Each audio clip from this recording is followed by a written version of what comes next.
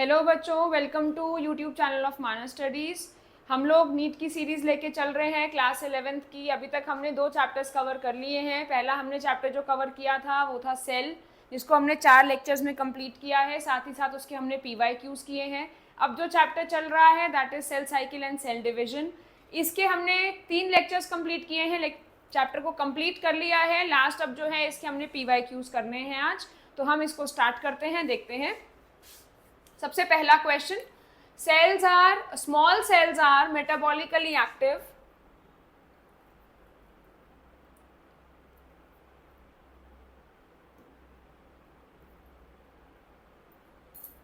Small cells are metabolically active as they have. तो जो छोटा सेल जो रहेगा वो कितना मेटाबॉलिकली एक्टिव होगा? छोटा सेल जो है वो मेटाबॉलिकली एक्टिव रहेगा बिकॉज उसके कुछ रीजंस हैं। सबसे पहले higher surface area to volume ratio, second higher nucleocytoplasmic ratio, lower nucleocytoplasmic ratio, fourth both 1 and 2। तो अगर अब मैं आपको बताऊं कि जो न्यूक्लियोसाइटोप्लाज्मिक रेशियो है, मैंने लास्ट लेक्चर में भी अपने बताया था, न्यूक्लियोसाइटोप्लाज्मिक रेशियो इज जब सेल का साइज ग्रो करता है, every cell grows in size, तो उसका साइज बड़ा होगा, उसका साइटोप्लाज्म ग्रो करेगा।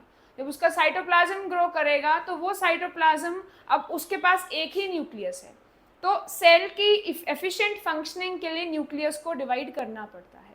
तो न्यूक्लियोसाइटोप्लाज्मिक रेशियो जितना अच्छा रहेगा, सेल की एफिशिएंसी उतनी ज़्यादा रहेगी।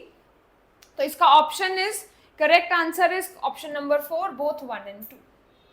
Higher nucleocytoplasmic ratio, higher surface area to volume ratio, ये रहेगा आपका ऑप्शन 1।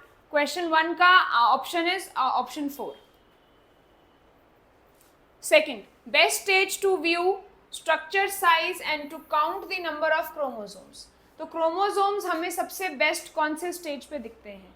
क्रोमोसोम का नंबर भी हमें काउंट करना है, साइज देखना है और स्ट्रक्चर देखना है। सबसे बेस्ट वो कहाँ दिखेंगे? Metaphase, late prophase, early anaphase या आई फेज। तो सबसे बेस्ट जो वो हमको दिखेंगे, they will be seen best at metaphase, because metaphase पे हमारी क्या होती है, एक प्लेट बनती है, इक्वेटोरियल प्लेट फॉर्म होती है, जिसके अंदर क्रोमोसोम्स अपने आप को प्रॉपरली अलाइन कर लेते हैं और वो अलाइन करने के बाद हम उनको क्लियरली देख सकते हैं। नेक्स्ट आ गया, in meiosis chromosomes separate at. Meiosis में क्रोमोसोम्स कौन सी स्टेज पे सेपरेट करते हैं? In meiosis chromosomes separate at anaphase 1, anaphase 2, diakinesis, diplotene. तो they separate at anaphase 1। Anaphase 1 पे क्रोमोसोम्स जो हैं आपके सेपरेट होते हैं। Next, in plant cells division of cytoplasm takes place by. अब हमें पता है कि जब एक प्लांट सेल डिवाइड करता है, तो प्लांट सेल जब डिवाइड करेगा तो प्लांट सेल के अंदर और एक एनिमल सेल के अंदर 2 डिफरेंसेस हैं जिससे उनका साइटोप्लाज्म डिवाइड करेगा। एनिमल सेल के अंदर एक साइटोप्लाज्म में फरो बनती है, क्लीवेज फरो, जो कि डीप होती चली जाती है और 2 पार्ट्स में डिवाइड कर देती है। लेकिन प्लांट सेल के अंदर एक सेल प्लेट बनती है जो कि सेंटर से होकर साइड तक जाती है। तो प्लांट सेल में division of cytoplasm occurs by cell plate. तो इसका ऑप्शन इज ऑप्शन 1। आगे बढ़ते हैं। What are events occur in telophase? Telophase के अंदर कौन कौन से इवेंट्स हमारे होते हैं? तो क्या क्या ऑप्शन है इसके? Chromosomes cluster at opposite spindle poles. Telophase में, पहले टीलोफेज का एक डायग्राम ड्रॉ कर लेते हैं। टीलोफेज में एग्जैक्टली अगर मैं एनिमल सेल की बात करूं तो एनिमल सेल की सिचुएशन कुछ ऐसी सी आ जाती है, जिसमें उसमें साइटोप्लाज्म में एक फरो आनी भी शुरू हो जाती है, साथ ही साथ 2 न्यूक्लियस हमारे ऑलरेडी बन जाते हैं। बनने के बाद जो हमारा क्रोमैटिन मटेरियल है, जो क्रोमोसोम्स हैं, वापस से वो क्रोमैटिन में कन्वर्ट हो जाते हैं और न्यूक्लियोलस हमारा रीअपीयर हो जाता है। तो ये सारे फेजेस हैं, जो कि ये सारी चीज़ें हैं, सारे चेंजेस हैं जो हमको किस में देखने को मिलते हैं? ये सारे के सारे चेंजेस हमको टीलोफेज में देखने को मिलते हैं। तो क्या क्या है? Chromosomes cluster at opposite poles, ये हो गया। न्यूक्लियर एनवेलप रीफॉर्म, ये भी हो गया। Nucleolus Golgi complex ER reform, ये भी हो गया। तो ऑप्शन इज ऑल, जितने भी हैं ये सारे के सारे ये चेंजेस जो हैं हमको टीलोफेज में देखने को मिलते हैं। Next question number 6। Question number 6 क्या कहता है? Which among the following is most active and longest duration in animals? Diplotene, leptotene, zygotene, pachytene. तो ये फेजेस जो हैं, ये सारी की सारी बच्चों फेजेस हैं हमारी प्रोफेज 1 की, मियोसिस 1 की। तो प्रोफेज 1 अपने आप में ही एक बहुत कॉम्प्लेक्स फेज है जो कि मियोसिस का है। ये सारे के सारे जो हैं उसी में होते हैं। पहले आता है लिप्टोटीन और डाइकाइनेसिस, ये सारे के सारे फेजेस आते हैं। तो सबसे लॉन्गेस्ट फेज जो इसमें रहेगा दैट इज डिप्लोटीन। डिप्लोटीन में क्या क्या होता है? Leptotene, zygotene, pachytene, diplotene. Diplotene में हमारा जो काइज्मा वाला पॉइंट है वो रहेगा और वो चीज़ें सेपरेट होंगी। नेक्स्ट रहेगा the stage in which cell division, stage of cell division, in which stage of cell division nucleus look like a ball of wool. तो न्यूक्लियस की जो बात हो रही है, न्यूक्लियस को एक बॉल ऑफ वूल कहा जाएगा बिकॉज उसके अंदर जो हमारे क्रोमैटिन फाइबर हैं वो एक बहुत ही ज़्यादा इंटरवाइंड कंडीशन में है। तो क्वेश्चन नंबर 7 के जो ऑप्शंस हैं, प्रोफेज, एनाफेज, प्रोफेज 1, साइटोकाइनेसिस। तो बॉल ऑफ वूल की जो दिखता है that is your prophase. Prophase में हमको बॉल ऑफ वूल की तरह न्यूक्लियस दिखेगा। Next, centriole divides at. अब सेंट्रियोल किस फेज में डिवाइड करता है? सबसे पहली बात तो सेंट्रियोल का हम फंक्शन समझ लेते हैं। सेंट्रियोल का फंक्शन इज ऑपोजिट पोल्स पे जाके स्पिंडल फाइबर्स को फॉर्म करना। तो सेंट्रियोल जो हमारा डिवाइड करेगा G1 फेज, S फेज, एना फेज या G2 फेज। कौन बताएगा सेंट्रियोल किस फेज में डिवाइड करेगा? तो बच्चों सेंट्रियोल का डिवीजन जो होता है that takes place in your S phase. Synthesis phase के टाइम पे, सिंथेसिस फेज जो है आपका इंटरफेज का फेज है जिसके अंदर आपका डीएनए का कंटेंट भी बढ़ेगा, ठीक है, सेंट्रियोल भी डिवाइड करेगा और सेल जो है मेटाबॉलिकली एक्टिव रहेगा। ये सारे फेजेस जो हैं हमारे किस में होते हैं? आपके एस फेज में होते हैं। Next, inhibitors of cell division. Inhibitors of cell division ये वो हैं जो कि सेल डिवीजन को रोकते हैं, सेल को डिवाइड नहीं होने देते हैं। तो इनहिबिटर्स एक तरीके से देखा जाए तो ये माइटोटिक आपके पॉइजन्स हैं जो कि सेल को माइटोसिस करने से रोकते हैं। इसके अंदर आते हैं cyanides, azides, colchicine, chalones and UV rays. तो इसका option is all of the above. ये सारे के सारे जो केमिकल्स हैं ये माइटोसिस को रोकेंगे, ये माइटोसिस नहीं होने देंगे। They all are mitotic poisons. Which substage of interphase is of the shortest duration? Interphase में सबसे शॉर्ट ड्यूरेशन का फेज कौन सा है? तो सबसे पहले वाला होता है हमारा G1 फेज। G1 फेज के अंदर सेल जो है ग्रो करेगा, सेल मेटाबॉलिकली एक्टिव है। उसके बाद आ गया हमारा G2 फेज, फिर आ गया हमारा S फेज और last all of the above. तो सबसे शॉर्ट ड्यूरेशन का जो फेज रहेगा बच्चों that is your G2 phase. G2 phase से पहले पहले सारे काम हो चुके हैं। सेल ने अपना डीएनए कंटेंट भी डबल कर लिया है, सेल ने अपने आप को ग्रो भी कर लिया है, सेंट्रियोल भी डिवाइड हो गया है, सारे काम G2 फेज से पहले हमारे हो गए। Next, G1 phase is also known as G1 phase. इसको ध्यान से समझेंगे। G1 फेज बेटा वो फेज है जिसमें सेल अभी माइटोसिस से होके आया है और एकदम वो माइटोसिस में जाएगा। तो वो प्री माइटोटिक भी है और पोस्ट माइटोटिक भी है। तो वो प्री माइटोटिक भी है, वो पोस्ट माइटोटिक भी है और वो फर्स्ट गैप फेज तो है ही। तो उसको कहा all of these are correct because ये सारे के सारे नाम जो हैं वो G1 फेज के हैं। Clear? Next, centriole is in cell division in animal cell is required for spindle formation. Obviously centriole का काम ही वही है, स्पिंडल फॉर्मेशन करना। तो सेंट्रियोल जो है वो स्पिंडल बनाने में हेल्प करता है। आगे बढ़ते हैं। An organism has 20 pairs of chromosome. How many chromosomes will be at the end of meiosis 1? देखो 20 पेयर हैं, 20 पेयर हैं मतलब कि 40 क्रोमोसोम्स हैं। तो meiosis 1 के एंड पे कितने होंगे? इसका आधा हो जाएगा 20 20। यहाँ 20 पेयर लिखा है और यहाँ क्रोमोसोम लिखा है। 20 पेयर को हम कहेंगे कि 40 क्रोमोसोम्स प्रेजेंट हैं। 40 क्रोमोसोम्स के आधे आधे हो जाएंगे M1 के बाद, तो M1 के बाद हाफ हाफ हो गए और M2 के बाद भी 20 रहेंगे। तो ये क्या पूछ रहा है, how many chromosomes will be at the end of meiosis 1 and in daughter cells at the end of meiosis 2। तो ऑप्शन इज 20 दोनों में 20 जो हैं आपके क्रोमोसोम्स रहेंगे।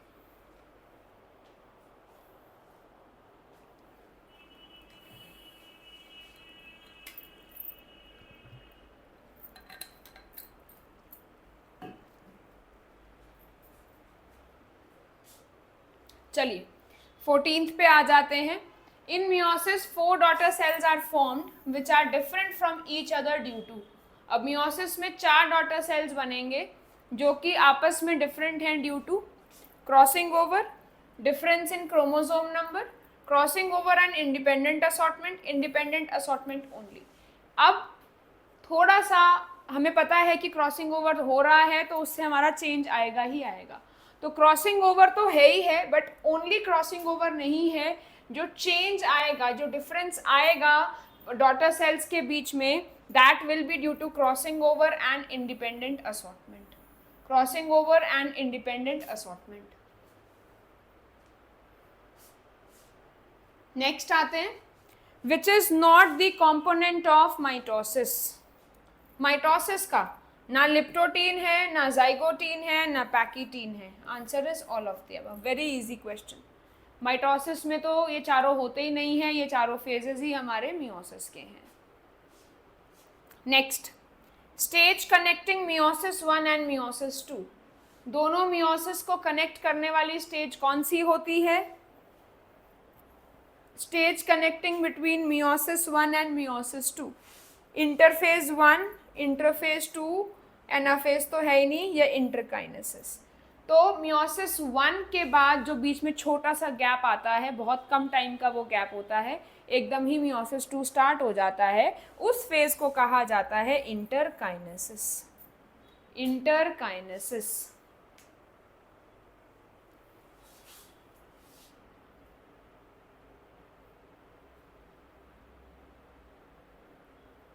What is correct? Question number 17th, what is correct?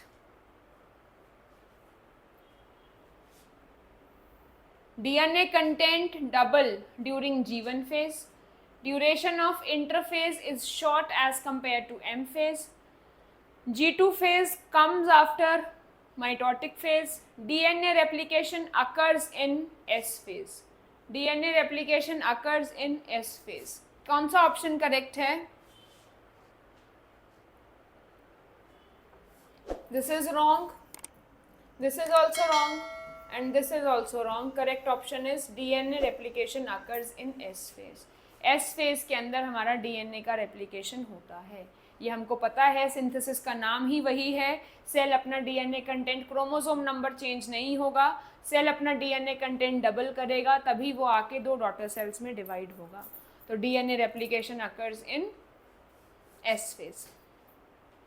What precedes reformation of nuclear envelope in M phase?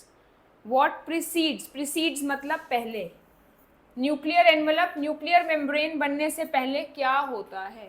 18th question, nuclear envelope बनने से पहले क्या होता है? Decondensation of chromosomes and appearance of nuclear lamina, transcription of chromosomes and reassembly of phragmoplast, formation of phragmoplast and contraction ring, formation of contraction ring and transcription to form chromosomes. तो सारे options गलत हैं। Correct option is first, decondensation of chromosomes and appearance of nuclear lamina. ये क्या है आपका? This is your nuclear envelope बनने से पहले क्रोमोसोम्स का वापस से क्रोमैटिन फाइबर में कन्वर्ट हो जाना और न्यूक्लियर मेम्ब्रेन उसके आसपास बन जाना। During mitosis, nucleolus begin to disappear at. During mitosis, nucleolus begin to disappear at. 19th question. कौन से स्टेज पे? मेटाफेज में तो होते ही नहीं है, मेटाफेज में तो होते ही नहीं है, अर्ली प्रोफेज और लेट प्रोफेज। तो main correct option is late prophase. Late prophase में ये डिसअपियर हो जाएंगे और खत्म हो जाएंगे सारे के सारे।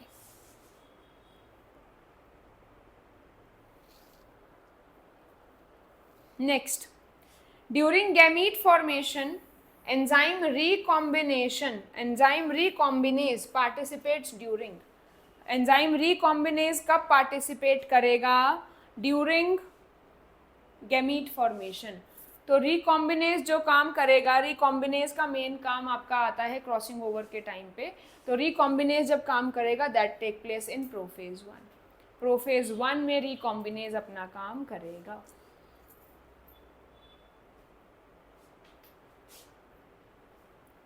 आगे बढ़ते हैं। A stage in cell division is shown in the figure.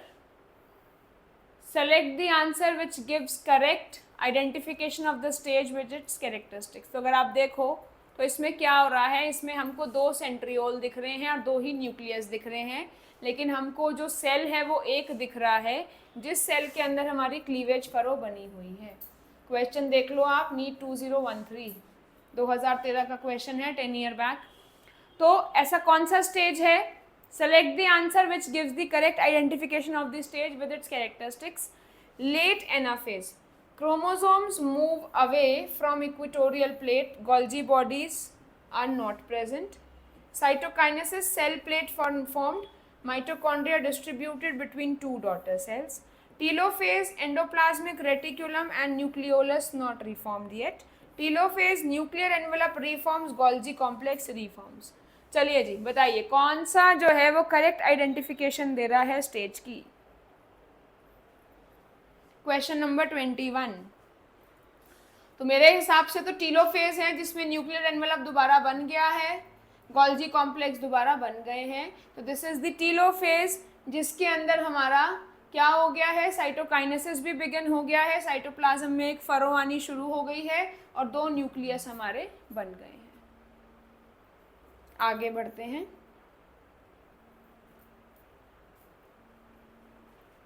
The complex formed by pair of synapsed homologous chromosome। जो कॉम्प्लेक्स बनेगा, 2 होमोलोगस क्रोमोसोम जब आपस में जुड़ जाएंगे तो उस कॉम्प्लेक्स को बाइवेलेंट कहा जाता है। जब 2 होमोलोगस क्रोमोसोम्स आपस में जुड़ेंगे साइनेप्सिस भी कहा जाएगा और साथ ही साथ उनके बीच में एक कॉम्प्लेक्स बनेगा जिसको साइनेप्टोनेमल कॉम्प्लेक्स कहा जाता है। तो ये जब 2 होमोलोगस क्रोमोसोम्स आपस में आते हैं तो जाइगोटीन के टाइम पे ये होगा और आपको बाइवेलेंट देखने को मिलेंगे। आगे बढ़ते हैं। During which phase of cell cycle amount of DNA remains 4C level if initial amount is denoted as 2C। तो ऐसा कब होगा जब स्टार्टिंग में 2C था और बाद में हो गया 4C। तो कौन से फेज में ऐसा होगा, कौन से फेज में हमको ऐसा देखने को मिलेगा? 23 क्वेश्चन, रीडिंग लगाइए, मेरे को आंसर बताइए।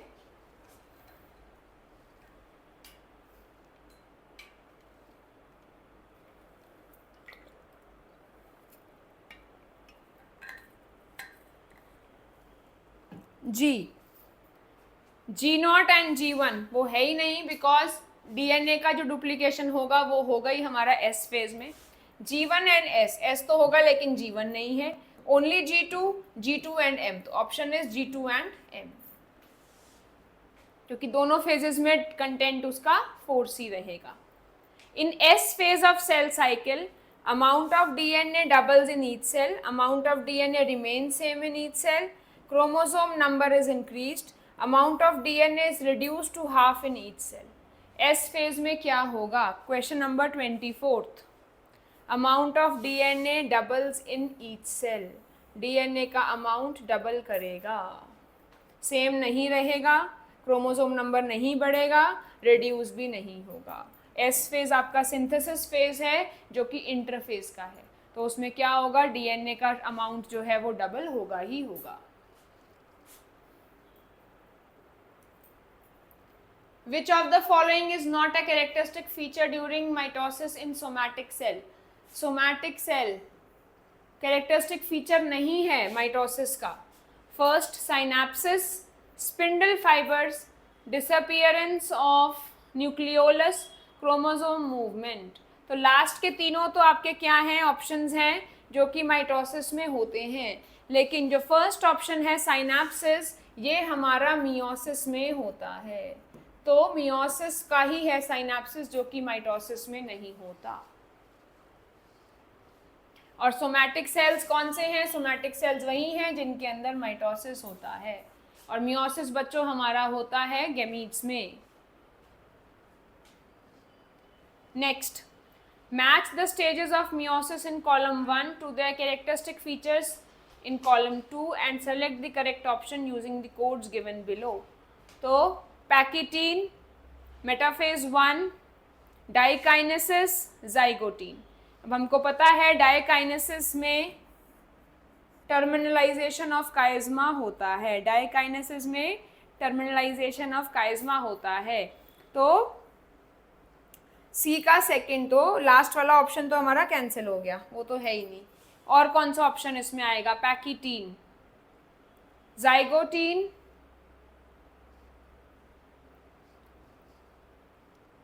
Metaphase 1, chromosomes align at equatorial plate. हमने दो इजी ऑप्शन चूज कर लिए, तो हमारा फर्स्ट वाला ऑप्शन भी कैंसिल हो गया, फर्स्ट वाला ऑप्शन भी कैंसिल हो गया। ये दो हमें करेक्ट ऑप्शन मिल गए। मेटाफेज 1 में क्रोमोसोम अपने आप को अलाइन करेंगे। अब हमें ये चेक करना है कि पैकिटीन और जाइगोटीन में क्या होता है, पैकिटीन और जाइगोटीन में क्या होता है। देखते हैं, पैकिटीन में pachytene crossing over takes place, zygotene pairing of homologous chromosomes. First option is pairing of homologous chromosomes. किस में होता है? पेयरिंग ऑफ होमोलोगस क्रोमोसोम्स होगा हमारा, सबसे पहले आती है लिप्टोटीन, जाइगोटीन, पैकिटीन, डिप्लोटीन, डाइकाइनेसिस। तो सबसे पहले आई हमारी कौन कौन सी स्टेजेस हमको यहाँ दी हैं? पैकिटीन और जाइगोटीन। तो पैकिटीन में पेयरिंग ऑफ होमोलोगस क्रोमोसोम्स। तो पेयरिंग ऑफ होमोलोगस, पहले पेयरिंग होगी तभी हमारी पैकिटीन में क्रॉसिंग ओवर होगा। तो जाइगोटीन में पेयरिंग हो गई, पैकिटीन में क्रॉसिंग ओवर हो गया।